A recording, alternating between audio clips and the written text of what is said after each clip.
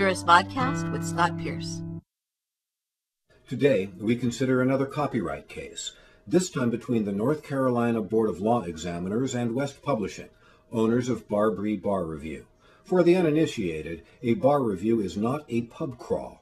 For reasons I still don't understand, law schools, especially elite schools like the one I graduated from, are oblivious about the bar exam. You collect your law diploma one week, and the next week you're sitting in an expensive class, studying in a few days subjects that took 1 or 2 semesters in law school.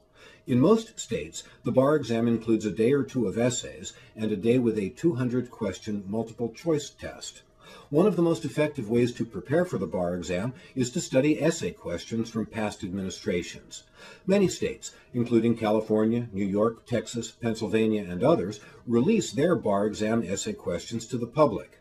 Today's case comes out of North Carolina. Barbary Bar Review published essays from the North Carolina bar exam and designed lectures around how the material is tested. The Board of Law Examiners sued, claiming a copyright in the essay questions and demanding a permanent injunction and an award of actual damages, or $150,000 for each act of willful infringement. The publishing company defended the action by arguing that the plaintiffs, as a state agency, lacked legislative authority to register and enforce copyrights on the bar exam essay questions.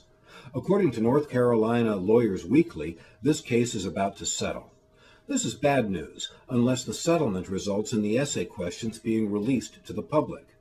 Although this issue pales in importance compared to, say, the problems we're having with voting machines, this story from North Carolina is another example of a government agency relying on secrecy and claiming proprietary ownership rights to what is the public's property. For those of you who are interested in using this case as a way to check out a fine research tool, go to justia.com. You can look at all the documents from this case at that site. There's a link at Juris Vodcast.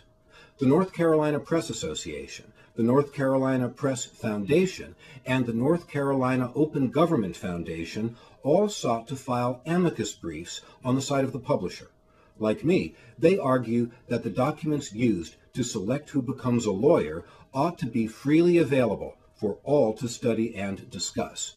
I have been a big critic of the corporate bar review industry for many years, despite the fact that I owe most of my business to their incompetence.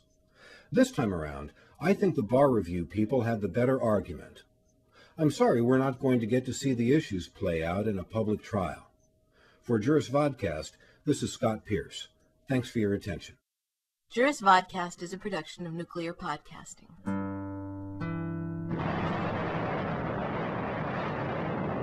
Creative Commons Attribution, Non-Commercial, No Derivatives.